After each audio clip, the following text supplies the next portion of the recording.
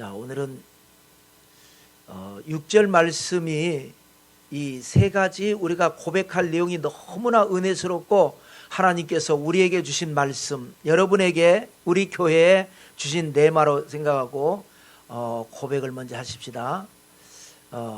첫 번째입니다. 내 시대에 평안함이 있으리라. 그러니까 레마로 여러분이 꼭 받으시면 좋겠고, 두 번째입니다. 구원과 지혜와 지식이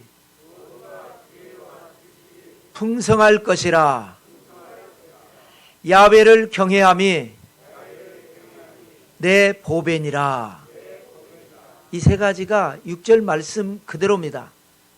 그래서 이제 세 번째 말씀을 가지고 제목을 이렇게 정했습니다. 제목 따라서 하십시다. 하나님께 감사함이 내 보배니라.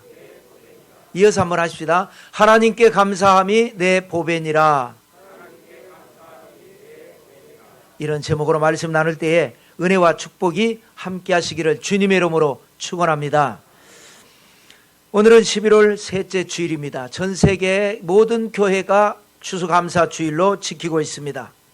그래서 저는 이제 추수감사절 예배를 위해서 설교를 따로 준비하다가 우리가 이제 이사야서를 공부하지만 추수감사절 설교를 따로 하려고 했죠.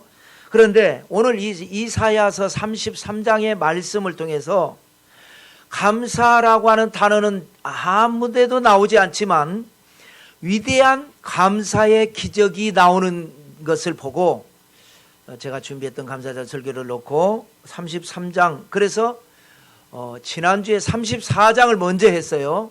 오늘 33장을 통해서 하나님의 이 감사가 얼마나 위대한 것인가를 우리가 느끼기 위해서 준비를 했습니다. 자, 이사야 33장의 말씀의 배경은 뭐냐? 그때 당시 아수르라고 하는 엄청난 괴물 같은 나라가 등장을 해서 주변 나라를 다 초토화시켜 버립니다. 그리고 이제 남은 게 남왕국만 남은 거예요. 남왕국이 예루살렘이 포위가 된 상태입니다.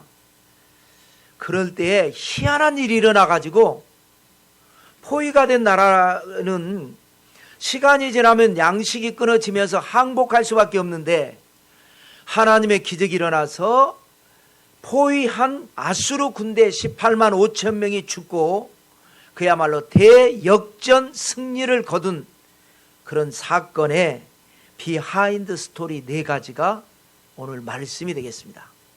그래서 이 말씀이 여러분의 삶에도 변화와 기적, 역전의 승리, 하나님의 응답과 축복이 되시기를 주님의 이름으로 축원합니다.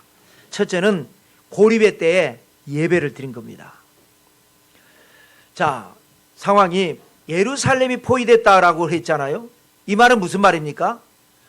나머지 지방 도시는 다 함락됐다는 겁니다. 우리 과거에 6.25 때 부산을 빼고 나머지가 다 함락이 되고 인민군들이 다 들어왔지 않습니까? 부산만 빼고. 지금 이제는 이 상황은 수도 예루살렘만 놔두고 나머지는 이미 다 적군들이 들어온 겁니다. 식민 통치를 하고 있는 겁니다. 그리고 이 성 안에는 원래 살던 사람들뿐만 아니라 여기저기에서 피난 온 피난민들로 복닥복닥하고 있는 겁니다. 피난 내려오지 못한 사람들은 식민 지배를 받고 있고 간신히 도망온 사람들은 이 안에 얼마나 많은 사람들이 몰려 있겠습니까? 그야말로 절체절명 고립된 상태. 그 상태에서 개혁군주 히스기야 왕이 이사야 선지자를 모셔서 예배를 드리자. 지금 우리가 뭐 예배 드릴 상황이냐 라고 할지 몰라도 이때에 우리가 의지할 건 하나님밖에 없다 하고 예배를 드린 겁니다. 예배를 드리면서 뭐라고 기도했느냐? 2절 말씀입니다. 읽겠습니다. 야훼여 우리에게 은혜를 베푸소서. 우리가 주를 앙망하오니 주는 아침마다 우리의 팔이 되시며 환난 때에 우리의 구원이 되소서. 은혜를 베풀어 달라는 말밖에 뭐가 할 게 있겠습니까? 뭘 어떻게 말을 조차 할 수가 없는 겁니다. 절망적 상황에는 하나님 도와주세요. 은혜를 베풀어 주세요. 어떤 은혜입니까? 아침마다 우리의 팔이 되어달라는 은혜입니다. 여러분, 이런 절망적 상황에서는요, 저녁에 잠을 잘 때에도 야, 내일 내가 아침에 눈을 뜰 수 있을까? 이런 상황입니다. 또 눈이 뜬다 해도 일어날 힘조차 없습니다. 의욕조차가 없는 상황이에요. 그러니까 보통 이제 포위가 되면요, 이제 초읽기에 들어간 겁니다. 양식은 끊어지고 백성들 중에서는 야, 이렇게 사느니 그냥 문 열자. 밖에서는 계속 매수할 것 아닙니까? 그러니까 자다가 갑자기 밤중에 적군이 들어와 가지고 그 밤에 그냥 죽는 경우도 있습니다. 그런 상황에서 하나님, 아침마다 우리의 팔이 돼 주셔서 우리를 일으키는 팔, 일어나게 하는 팔. 그래서 환난 때 우리의 구원이 돼 주십시오. 환난이 뭡니까? 인간의 힘으로 할 수 없는 상태가 환난입니다. 구원은 뭡니까? 할 수 없는데, 내 힘으로는 할 수 없는데 하게 하시는 은혜, 이게 하나님의 구원입니다. 이렇게 기도했어요. 예배드리면서. 그랬더니 하나님께서 어떤 응답을 주셨느냐? 이사야 선지자를 통해서 설교 말씀이 이렇게 임했겠죠. 그것이 5절과 6절입니다. 읽겠습니다. 야훼께서는 지극히 존귀하시니 그는 높은 곳에 거하시며 정의와 공의를 시온에 충만하게 하심이라. 내 시대에 평안함이 있으며 구원과 지혜와 지식이 풍성할 것이니 겸함이 내 보배니라. 5절 말씀은 먼저 하나님을 높이는 내용입니다. 하나님은 어떤 분이라고요? 지극히 존귀하신 하나님, 높은 곳에 거하시는 하나님, 정의와 공의를 우리에게 충만하게 하시는 하나님, 이렇게 고백을 한 다음에 6절, 그래서 이 6절 말씀을 세 가지로 우리가 고백을 하고 끝부분을 제목으로 삼은 것 아니겠습니까? 저는 이 말씀을 통해서 제가 말씀 준비하면서 너무 은혜를 받았습니다. 우리 교회와 여러분들에게 이런 일이 일어나면 좋겠다라는 간절한 마음을 가지고 준비했습니다. 너무 귀해서 아주 분석해서 한번 살펴봅시다. 하나는 뭐예요? 내 시대에 평안함이 있으며, 그랬습니다. 이거 따라서 합시다. 내 시대에 평안함이 있으리라. 이 말이 무슨 말이에요? 내 시대에 안 망한다, 이 말입니다. 지금 망하는 상황이에요. 이거는 99.999% 방법이 없는 숙명입니다. 이미 이제 망하는 순서에 들어간 상황입니다. 그런데 응답이 오기를 내 시대에 평안함이 있으리라. 내 시대에 안 망한다. 할렐루야. 언제 망합니까? 136년 후에 망합니다. 히스기야가 개혁을 하니까 하나님께서 히스기야 내 시대에 뿐만 아니라 내 아들 내 손자 나중에 6년 후에 망하거든요. 안 망한다. 그야말로 엄청난 기가 막힌 보증수표 줘버린 겁니다. 하나님을 감동시키니까 하늘도 감동하고 땅도 감동하고 귀신들도 감동해버립니다. 저는 이 말씀에서 제가 은혜 받았다 그랬죠. 마음속으로 환상을 보고 막 이런 생각이 막 떠오른 것이 있었습니다. 우리 교회가 높은 산의 언덕에 있어요. 위에는 바위산이에요. 그런데 이 화산이 폭발한 것처럼 폭발을 해가지고 위에 바위가 말이죠, 펑펑 터지는 거예요. 그래 이 바위가 막 굴러 내려옵니다. 그러니 여러분 굴러 내려오다가 둘둘둘둘 굴러오다가 어떤 돌출된 부분 맞으면 어떻게 돼요? 펑 튀죠.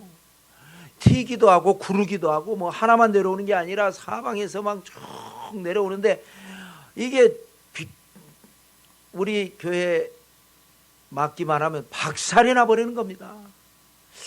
그 마음에 기도하니까 이 돌들이 이리 피해가고 저리 피해가고 위험하지만 다 피해가요. 나중에 지나고 나서 보니까 위에서 뻥뻥 터지고 굴러올 때는 엄청나게 공포스러운 돌이었는데 내려다 보니까 밑에 널브러져 있는 돌들은 무섭지도 않고 위협적이지도 않고 밑에 그냥 널브러져 있는 거예요. 그러고 보니까 위에 터져가지고 없어져 버렸어요. 우리 교회가 제일 높은 곳에 있는 거예요. 하나님께서 우리가 시험을 당할 때에 기도하면 시험을 지나가게 하시고 피해가게 하시고, 그래서 시험을 잘 이기면 오히려 하나님의 축복을 받게 하신다. 저는 이렇게 은혜를 받았습니다. 여러분, 우리 교회뿐만 아니라 여러분의 사업, 여러분의 가정, 여러분의 인생도 이런 내 시대에 평안함이 있으리라 은혜가 있게 되시기를 주님의 이름으로 축원합니다. 그 다음에 또 뭐라 그랬어요? 구원과 지혜와 지식이 풍성하게 될 것이다 라고 하나님의 응답의 말씀이 쏟아졌습니다. 구원이라는 게 뭐예요? 절박한 상황에서 기사회생한다라는 거예요. 지금 상황에서는 정말 될까? 우리가 살아날 수 있을까? 우리가 이걸 이겨낼 수 있을까? 이렇게 생각하고 있는데, 구원, 절박한 상황에서 기사회생. 지혜는 뭐냐? 캄캄절벽입니다. 어떻게 해야 될지도 모릅니다. 방법이 없습니다. 그런데 갑자기 정강석화와 같이 떠오르는 해법. 이렇게 한번 해볼까? 어떤 지혜, 지식은 뭐예요? 남이 알지 못하는 것을 깨닫는 지식. 구원과 지혜와 지식이 너희에게 있게 될 것이다 하면서 야훼를 경외함이 내 보배니라. 그래서 중요한 게 믿음인 겁니다.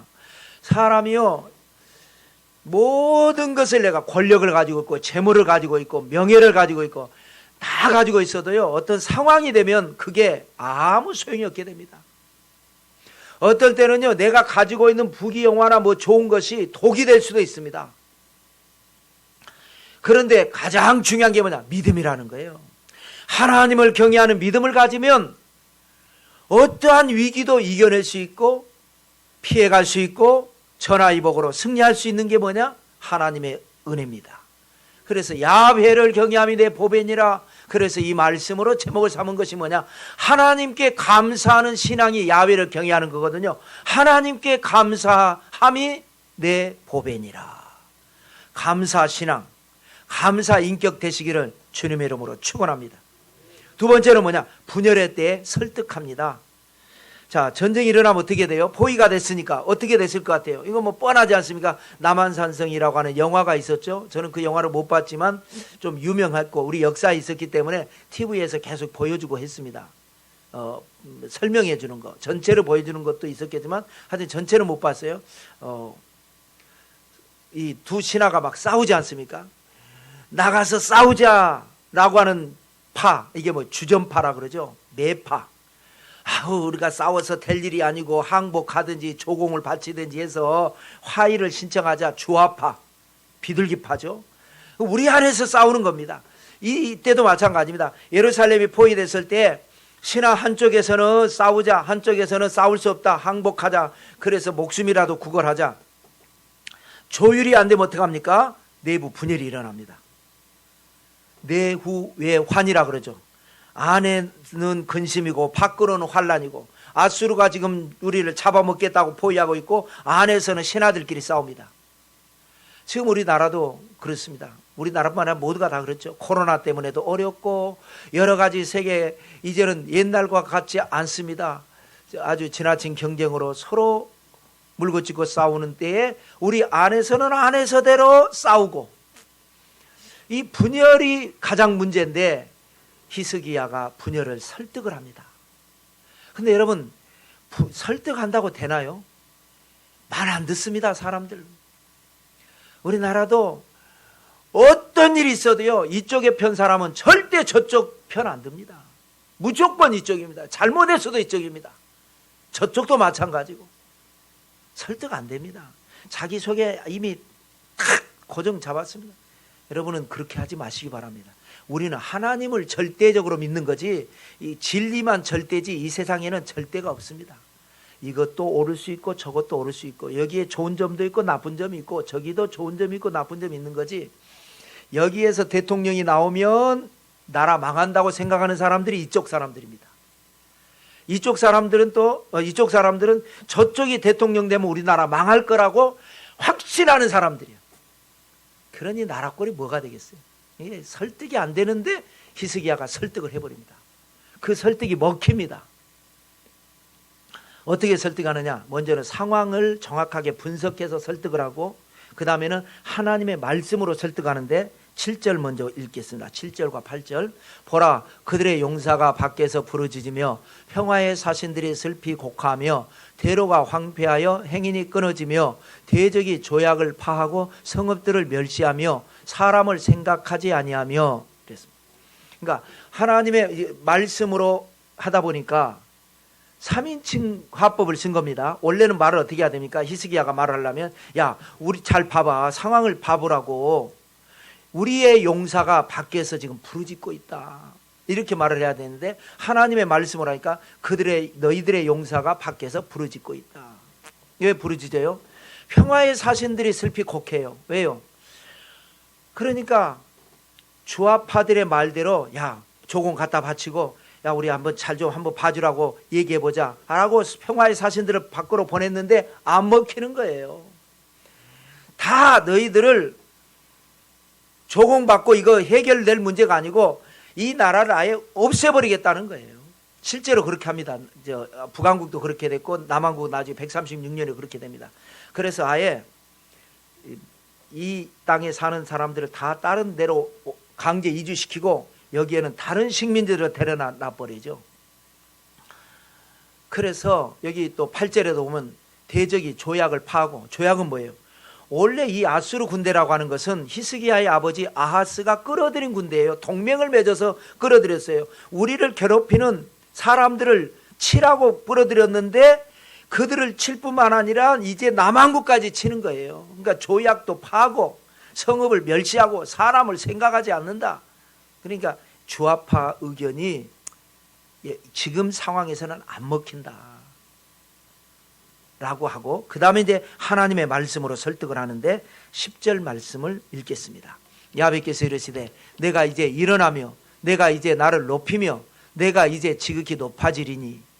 이 말씀이 뭐예요? 조금 번역이 아쉽습니다. 그래서 이 말씀을 그대로 새 번역으로 다시 한번 읽어보겠습니다. 이 말씀을 새 번역으로. 주님께서 말씀하신다. 이제는 내가 활동을 시작하겠다. 이제는 내가 일어나서 나의 권능이 얼마나 큰지를 나타내 보이겠다. 이게 무슨 말입니까? 하나님이 하신다라는 거예요. 그러니까 뭘 해보려고 하지 말고 지금 이 절박한 상황에서 하나님에 대한 확실한 믿음 가지고 포기하지 말고 기다려보자, 이 말을 한 겁니다. 하나님께서 나의 권능이 얼마나 큰지 보여주겠다 그러니까 우리는 보자 이거예요. 그래서 놀라운 기적이 일어나는 것이, 이제 이 말씀이 길어서 여기 안 했지만 11절에는 이런 말씀이 있습니다. 너희의 호흡은 불이 되어 너희를 삼키게 될 것이다 라는 또 말씀이 있습니다. 그건 아수르를 너희라고 그런 겁니다. 너희의 호흡이 불이 돼서, 호흡은 뭐예요? 말할 때 숨을 쉬면서 말을 하지 않습니까? 들숨 날숨을 하면서. 이 사람들이 아수르에서 출발할 때에 세자 책봉 때문에 불만을 품은 사람들이 와가지고 여기에서 하나님이 역사하시니까, 야, 우리가 말이야 막 말을 하는 겁니다. 불만을 말을 하고, 그리고 모략을 꾸미는 말을 하고, 그래서 자기들끼리 싸워가지고 치고받고 싸우다가 18만 5천 명이 죽고 나머지는 도망가니까 예루살렘에 갓 포위되어 있던 백성들이 나와서 보니까, 싸웠지도 않았는데 나와서 보니까 아수르의 전리품은 그대로 있고 도망가 버리고 하나님의 축복을 받는 그런 역사가 일어난 겁니다. 하나님이 그런 방법을 하셨습니다. 그래서 설득을 했고요. 세 번째로는 혼란의 때에 애언을 합니다. 성 안에서는 신하들끼리 서로 싸우자, 항복하자 했던 것을 히스기야가 설득을 했는데, 그래서 하나가 됐어요. 그런데 성 밖의 백성들은 불안한 겁니다. 혼란한 겁니다. 아직까지 충분한 설명이 듣지 않았고, 또 조금 들었어도 아이 계란으로 파헤치기지, 저 무서운 군대를 어떻게 우리가 한다고, 아무런 뭔 일이 없는데 뭘 기다려보기는 누구를 기다려, 어떻게 기다려, 그러고 있는 겁니다. 설왕설래하는 겁니다. 그럴 때에 이사야 선지자가, 히스기야가 한 말이 하나님이 주신 말씀이니까 너희들은 낙심하지 말고 기다려라 하면서 하나님의 말씀으로 예언을 한 겁니다. 그것이 바로 전화위복의 승리를 예언하는 말씀이 17절입니다. 읽겠습니다. 내 눈은 왕을 그의 아름다운 가운데에서 보며 광활한 땅을 눈으로 보게 될 것이다. 여러분, 그 병자호란이 일어났을 때요, 청나라 군대가 쳐들어왔을 때에 결국 남한산성에 숨어있던 인조 임금이 숨어있다가 어쩔 수 없이 항복을 45일 만에 항복을 하죠. 그때 어떤 일이 일어납니까? 청나라 장군 앞에, 청나라 장군이 의도적으로 방향을 저 북쪽에 청나라 황제가 있는 쪽으로 해서 의자를 놓고 앉습니다. 그리고 그 앞에 인조 임금이 삼배 구고 두례라고 하는 이 의식을 행합니다. 삼배라는 게 뭐냐? 3번 엎드린다는 거고요. 구고라는 뭐냐? 9번 두들긴다는 거예요. 두들길 고거든요. 두례는 뭐냐? 머리 두자에 의식을 행한다. 예식. 머리를 9번 두드린다. 그러니까 청나라 장군이 있고 그 저 멀리에는 황제가 있는 방향에 우리나라 임금이 우리나라 백성들이 지켜보는 가운데 잘못했습니다 하고 한 번 엎드려 가지고요, 머리를 땅에다가 1, 2, 3 빡치게 하는 거예요. 다시 일어나 가지고 또 무릎 꿇고 머리를 빡치게 해서 1, 2, 3 또 다시 일어나서 무릎 꿇고 1, 2, 3 머리를 박은 거예요. 그거를 지켜보는 백성들은 얼마나 굴욕적이겠어요. 나한테는, 우리에게는 지존인데, 최고의 임금인데 다른 나라의 임금도 아니고 장군 앞에 무릎 꿇어 가지고 절을 9번이나 하는 것을 지켜보고 있는 거예요. 그러면 이제 어떻게 되는 거예요? 다음 순서는 부녀자들은 마음대로 겁탈을 하겠죠. 청나라 이 군인들이. 남자들은 노예 삼겠죠. 때리고 뺏고 조롱하고. 그런 비참한 굴욕을 보게 되는 겁니다. 그런데 이사야가 예언을 하기를, 너희는 너희 왕의 굴욕을 보지 않고 너희 왕의 아름다움을 보게 될 것이다. 멋지게 승리해서 멋진 모습을 보게 될 것이다. 또 광활한 땅을 눈으로 보게 될 것이다. 이 말은 뭐냐? 아까 그랬죠. 주변 나라는 이미 다 멸망했어요. 남한국만 남았어요. 근데 이 남한국을 포위까지 했는데 자기들끼리 싸워서 도망을 가보니까 이 히스기야 왕과 백성들이 예루살렘 성 안에 갇혀 있다가 나와서 보니까 북왕국도 이제 땅이 넓어져 버린 겁니다. 광활한 땅. 주변 나라가 이 아수르가 정복을 해놨기 때문에. 그리고 이 주변 나라까지 팔레스타인의 강자가 돼버린 겁니다. 그러니까 시험을 이기면 생각지 못한 것까지 하나님 앞에 축복으로 분깃을 받는 거예요. 그래서 시험을 이기라는 겁니다. 시험을 지면 안 돼요. 시험을 믿음으로 잘 이기면 내 것을 잃어버리지 않고 내 것뿐만 아니라 예상치 못했던 것까지 하나님의 축복으로 받는 그런 은혜, 그런 축복, 여러분 모두가 경험하게 되시기를 주님의 이름으로 축원합니다. 자, 이 말씀을 그때 우리가 왕들의 리더십 공부할 때 했었죠. 역대하 32장 22절 23절을 읽어보겠습니다. 이와 같이 야훼께서 히스기야와 예루살렘 주민을 아수르 왕 사네립의 손과 모든 적국의 손에서 구원하여 내사 사면으로 보호하심에 이후부터 히스기야가 모든 나라의 눈에 존귀하게 되었더라, 아름답게 되었더라, 이렇게 되는 겁니다. 그때 이 역사가 있었죠. 그리고 이사야가 또 무슨 예언을 하느냐? 아수르는 쇠퇴하게 될 것이다 라는 예언을 합니다. 그것이 18절인데 애당초 세번역으로 읽겠습니다. 이것도 우리 개역 개정판보다는 이 세번역이 훨씬 좀 리얼하게 표현을 했어요. 읽겠습니다. 너는 지난날 무서웠던 일들을 돌이켜보며 격세지감을 느낄 것이다. 서슬이 시퍼렇던 이방인 총독, 가혹하게 세금을 물리고 무리하게 재물을 빼앗던 이방인 세금 징수관들, 늘 너의 뒤를 밟으며 감시하던 정보원들 모두 옛날 이야기가 될 것이다. 앞부분에도 뒷부분에도 같은 내용이죠. 앞부분은 뭐예요? 격세지감을 느끼게 될 것이다. 격세지감 뭐예요? 옛날에는 안 그랬는데 지금 달라지는 거. 옛날에 어땠어요? 약했죠. 힘이 없었죠. 포위당했죠. 위협당했죠. 곧 있으면 죽을 것 같았던 문제가 있었죠. 그랬는데 이제 언제 그런 일이 있었지? 옛날 이야기가 될 것 같이 그런 일이다. 그게 뭐예요? 서슬이 시퍼렇던 이방인 총독. 이게 뭡니까? 예루살렘만 남았고 나머지는 이미 들어와 있다 그랬죠. 총독이 들어와 있는 겁니다. 이미 다스리고 있는 겁니다. 이미 나라를 다 잃어버린 거예요. 그런데 예루살렘이라는 것은 성 자체가 천연적으로 아주 요새로 지어졌기 때문에 함락을 시키기가 어려운데, 그것도 오래 있으면 안에 먹을 것이 없으면 자기들이 문 열고 나오겠죠. 그러는 상황에서 이긴 거예요. 이미 나라는 다 잃어버린 거예요.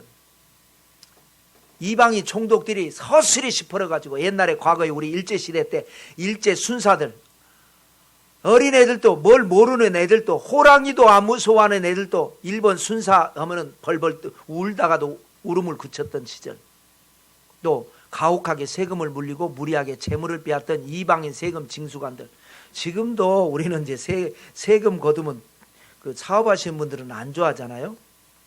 내 나라, 내라도 그럽니다. 근데 나라를 빼앗겨서 식민 통치 받으면서 이 우리를 다스리는 나라의 세금 징수관들은 그야말로 이거는 법도 없고 상식도 없고 무조건 뺏는 거죠. 밥그릇까지 다 뺏어갔지 않습니까? 일제시대 때 전쟁 물자가 부족하니까. 우리 아버지가 돌아가신 지 10년 됐는데 아버지 이름으로 세금 나오고, 애가 아직 태어나지도 않았는데 앞으로 결혼만 해도 앞으로 태어날 거 생각하고 애 이름으로 세금 물리고 그렇게 뺏어갔습니다. 그 얘기하는 겁니다. 지금 이 상황이. 또 늘 너의 뒤를 밟으며 감시하던 정보원들, 독립운동하는 사람들 뒤를 추격하는 사람들, 그런 무서운 이야기들이 옛날 이야기가 될 거다. 격세지감을 느끼고 언제 그런 일이 있었냐 싶게 그런 일이 없어질 거라는 거예요. 아수르가 물러갈 거니까. 지금 여러분 어떻습니까? 여러분이 몸이 약한 분들은 바로 질병 같은 게 이런 겁니다. 또 사업을 하는데 여러 가지 어려움 겪는 분, 직장에서 때로는 또 어려움 겪는 분, 인생에서 어려움, 나를 괴롭히고 나를 힘들게 하는, 그것이 바로 이방인 총독이고, 그것이 이방인 세금 징수관들이고, 그것이 바로 나를 늘 감시하는 정보원들이고 마귀 사탄이고, 그런데 이것을 하나님께서 예수님의 이름으로 다 물리치시고 기적은 일어나게 하실 줄로 믿습니다. 네 번째는 비결이 뭐냐? 감사라는 거예요. 첫 번째, 두 번째, 세 번째가요, 설득한다고 안 된다니까요. 근데 설득이 됐어요. 먹혔어요. 그런데도 불구하고 백성들은 혼란에 빠졌는데 애언을 해가지고 그들도 마음을 하나로 모았어요. 그 비결은 뭐예요? 감사라는 거예요. 어떻게 이런 기적이 일어날 수 있었느냐? 감사신앙, 감사인격의 기적이 일어납니다. 여러분,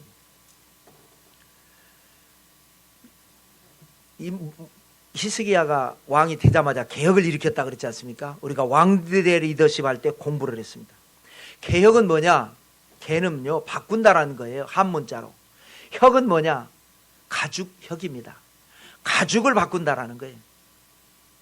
쉽게 말하면 사람을 껍데기를 벗겨서 다른 껍데기를 씌워버린다는 거예요.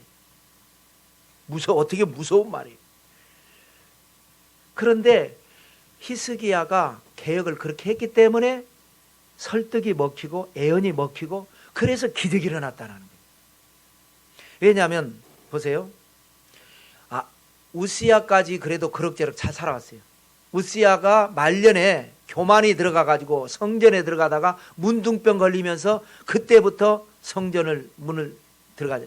그러니까 성전에 들어가서 문둥병 걸린 게 아니고 교만해가지고 자기 스스로 성전에 들어간 것이 문제가 된 거였거든요. 그걸 잘못을 지적할 때에 반성하지 않고 화를 내다가 문둥병 걸린 거거든요. 그러니까 그거를 지켜본 그 다음 왕 요담은 아버지가 성전 들어가서 문둥병 걸렸기 때문에 평생 16년을 나라를 다스리면서 성전을 안 들어갑니다. 그러니까 백성들이 타락할 수밖에 없죠. 쉽게 말하면 주일 예배 안 드렸단 말이에요. 교회를 안 갔어요. 그러고 난 다음에 그래도 이 사람은 나쁜 사람은 아닌데 성전을 멀리하고 예배를 안 드려버린 거예요. 그리고 이제 그 다음 왕 아하스도 16년을 다스렸는데 그 사람은 아예 성전을 폐쇄를 해버립니다. 그러니까 16년 32년이고 우시야가 문둥병 걸려서 있으면서 몇 년을 그렇게 별궁 생활했는지는 기록 안 됐으니까 합치면 대략 40년 동안을 하나님을 멀리했어요. 그러다 보니까 어려움을 당했어요. 자기들이 잘못한 건 생각 안 하고 왜 우리에게 이런 일이 일어나느냐라고 할 때에 히스기야가 왕이 돼서 원년 정월에 왕이 되자마자 성전의 문을 열고 수리를 하고 예배를 드리고 개혁을 하는 겁니다. 깝대기를 벗겨버리는 겁니다. 우리 한번 제대로 한번 해보자. 그렇게 해서 그게 뭐냐? 하나님을 경외하자. 하나님을 경외하는 게 뭐냐? 감사하는 거다. 불평하지 말자. 원망하지 말자. 하나님께 감사하자. 그것이 먹혀들면서 그 어려움을 잘 이겨내고 나니까 깜짝 놀랄 기적과 축복이 임했다라는 겁니다. 자, 먼저 하나님에 대한 믿음의 감사. 그때 우리가 공부했던 내용이에요. 역대하 31장 2절을 읽어보겠습니다. 히스기야가 제사장들과 레위 사람들의 반열을 정하고 그들의 반열에 따라 각각 그들의 직임을 행하게 하되 곧 제사장들과 레위 사람들에게 번제와 화목제를 드리며 야훼의 휘장문에서 섬기며 감사하며 찬송하게 하고. 반열을 정했다는 건 뭐냐면요, 순서대로. 그러니까 우리가 할 때 알아서 따라오라는 게 아니라 다 순서를 정해서 1번 순서 너 뭘 하냐? 직임을 행하게 하는데 그 직임이 뭐냐? 섬기고 감사하며 찬송하게 하는. 감사하게 한단 말이에요. 감사해. 또 2번 네가 감사해. 3번 너도 감사해. 4번 너도 감사해. 감사하게 했어요. 하나님께 예배를 드리면서 감사합니다. 그러니까 그게 이 사람들이 그거를 개혁을 잘 받아들여 가지고 감사했어요. 그런 그 개혁이 있었기 때문에 설득을 해도 통하고 예언을 해도 통하고 믿어지고 그것이 바로 기적이 돼 가지고 아수르 그 엄청난 대군을 이겨버리고 오히려 강대국이 되는 역사가 일어났어요. 그 다음에는 하나님에 대한 감사뿐만 아닙니다. 서로에 대한 고마운 마음, 감사의 마음을 잃지 않고 살으라. 이것이 역대하 30장 22절입니다. 읽겠습니다. 히스기야는 야훼를 섬기는 일에 능숙한 모든 레위 사람들을 위로하였더라. 이와 같이 절기 7일 동안에 무리가 먹으며 화목제를 드리고 그의 조상들이 하나님 야훼께 감사하였더라. 왜냐하면 자 40년 동안 성전을 폐쇄해버렸다 그랬잖아요. 예배 안 드렸다 그러잖아요. 그럼 어떻게 돼요? 제사장들과 레위 사람들이 요즘 말로 하면 죄 종들이 할 일이 없어져 버린 겁니다. 할 일이 없어졌어요. 그럼 어떻게 해요? 먹고 살아야 되니까 농사라도 지어야죠. 양이라도 채야죠. 예배가 없는데 아예 예배 자체를 없애버렸는데 예배는 있는데 드리는 사람 드리고 안 드리는 사람 안 드리는 게 아니고 아예 예배 자체를 없애버렸는데 죄종들이 할 일이 없어요. 그러니까 있던 제사장들은 40년 만에 많이 죽었을 거 아니에요. 오늘날로 말하면 목사들이 많이 죽고 새로 신학교를 통해서 죄종들이 수급은 안 되고 그래도 남아있는 사람은 있지만 숫자가 확 줄었죠. 40년 만에. 그런데 히스기야가 왕이 되더니 뭔 소리냐 이거예요. 성전 문 열어라. 예배 드리자. 유월절을 지키자. 예배 드린데 그때는 예배가 아니라 제사잖아요. 예배는 정 안 되면 목사 한 사람이 100명, 더 부흥되면 500명, 더 되면 1000명 다 해도 되잖아요. 설교해도. 근데 제사라는 건 뭐예요? 예배 드리러 온 사람들이 다 양을 가지고 옵니다. 양을 가지고 오면은 그거 다 점검해요. 흠이 없는가 점검하고 그 다음에 잡아요. 껍질을 벗겨요. 각을 떠요. 깨끗하게 씻어요. 각을 떠요. 그래서 이 번제단 위에 올려요. 그리고 또 분리를 해야죠. 더러운 건 버리고 또 깨끗한 건 또 해서 그래가지고 거기다 불을 붙여요. 불 붙이려면 숯불 피워야죠. 그래가지고 그걸 쫙 태우잖아요. 그러니 이게 말이죠. 예배가 줄을 서는 거예요. 아이 저 앞에 이 김집사 거 빨리 해. 나도 해야지. 그러니 일손은 부족한데 예배가 계속 막 줄을 서는 거예요. 은혜 받으니까 또 두 번 드리는 사람도 있어요. 그러니 이게 스트레스 받아가지고 아마 과로사도 있었을 것 같아요. 레위 사람들이 아주 그냥 미치는 거예요, 미쳐. 그러니까 히스기야 왕이 위로를 한 거예요. 일단은 레위 사람들을 위로했어요. 하나님께서 다 알아주실 거야. 하나님이 갚아주실 거야. 힘들지만 앞으로 이제 계속 우리가 죄 정도를 수급하고 할 테니까 힘들어도 참고 열심히 해, 열심히 해. 그러고 난 다음에 이 사람들하고 싸운 사람들, 성도들, 무리가 먹으며 그랬잖아요. 무리는 바로 성도들입니다. 화목제를 드리게 합니다. 화목제. 싸우지 말고 화목제. 그리고 하나님께 감사하게 하였더라. 그래서 감사하게 했기 때문에 이 사람들이 설득을 하도 설득이 먹힌 겁니다. 마음이 상해가지고 너 따로 나 따로 있으면요, 어려움 당했을 때 에라 이 판에 너 죽고 나 죽자 이렇게 되는 거예요. 그런데 서로 하나님께 감사하고 서로 고마운 마음을 갖게 히스기야가 그렇게 했기 때문에 어려움 닥칠 때 똘똘 뭉쳐가지고 믿음으로 승리한 거예요. 우리 교회가 잘 되는 비결은 뭐냐? 감사신앙입니다. 어렵다고 힘들다고 불평하고 원망하면 더 안 됩니다. 어렵고 힘들수록 믿음으로 감사하는 여러분들 되시기를 주님의 이름으로 축원합니다. 하나님께만 감사하는 게 아니에요. 서로 고마운 마음 가져야 돼요. 예배 드리면서 서로 티격태격하고 봉사하면서 서로 티격태격하면 너 때문에 이렇게 됐어. 그러면 안 됩니다. 될 일이 안 됩니다. 우리가 하나 될 때에 하나님의 역사가 일어나서 마귀는 떠나가고 문제도 떠나가고 기적은 일어날 줄로 믿습니다. 교회뿐만이 아니죠. 집안도 잘 되는 집안은 뭐예요?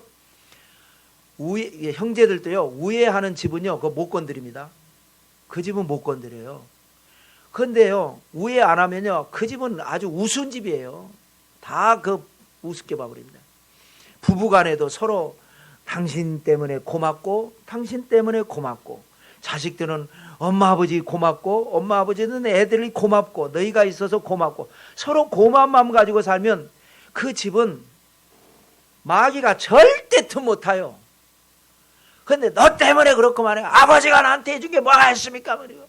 당신은 말이야. 뭐 이렇게 서로 불평하고 그러면요. 마귀가 막 득실득실 해가지고 맨날 그냥 문제가 생기고 안 되던 일도 안 되게 되고. 그래서 우리는 감사신앙, 하나님을 감동시키는 감사 인격, 서로 고마운 마음. 김 집사님은 이 집사님을 고마워하고 이 집사님은 김 집사님을 고마워하고 우리가 서로 그런 이름부터가 사랑과 은혜가 넘치는 교회 아니겠습니까? 우리 교회 이름은 사랑과 은혜 교회인데요. 목사님들이 나한테 뭐를 연락을 할 때 카톡 줄 때요. 사랑과 은혜가 넘치는 교회 목사님이시죠? 뭐 이렇게 온다니까요. 넘친다고 안 했는데 넘친다고 인정해 준다고. 그럼 우리는 넘쳐야 될 거 아닙니까? 그러니까 단점을 보기 시작하면요. 한정 없습니다. 쟤는 왜 저래? 저 아무개 권사는 말이야. 다 좋은데 그거 왜 그래? 그거? 이렇게 보면요. 난 안 그래요? 다 그러죠? 근데 좋은 점만 보고 안 좋은 점은 안 보고 좋은 점만 보기 시작하면요. 또 행복합니다. 참, 아무개 집사는 말이야. 그거 참 좋은 점이 그 사람 참 그거 있어. 우리가 본받아야 돼. 그죠? 아무개 장로님 참 훌륭하셔. 아무개 권사님 참 좋으신 분이야. 그렇게 자꾸 생각하다 보면요. 내가 참 여기에 있다는 게 행복합니다. 우리 이미 그렇게 되고 있고 계속해서 되어야 할 줄로 믿습니다. 감사신앙, 감사인격으로 여러분 시대에 평안함이 있게 되시기 바라고 구원과 지혜와 지식이 풍성하게 되시기 바라고 예수님 안에서 깜짝 놀랄 기적이 일어나게 되시기를 성부와 성자와 성령의 이름으로 축원합니다.